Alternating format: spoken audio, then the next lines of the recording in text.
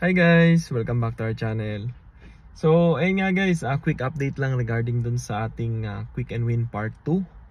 So, iniscan nga natin lahat ng mga comments nyo. But unfortunately, walang nakakuha ng ating exact odometer. So, at this moment, I've decided na gawing 3 guesses na per account. So, kung may existing 2 guesses na kayo doon, dagdagan nyo pa ng isa. So, valid pa yon, valid na yon starting today.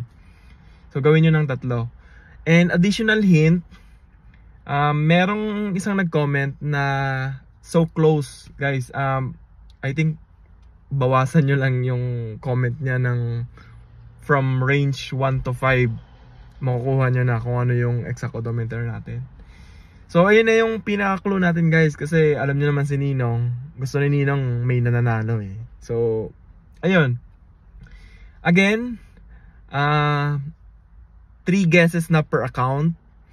And then merong isa na nag-comment, bawasan nyo lang siya ng range 1 to 5.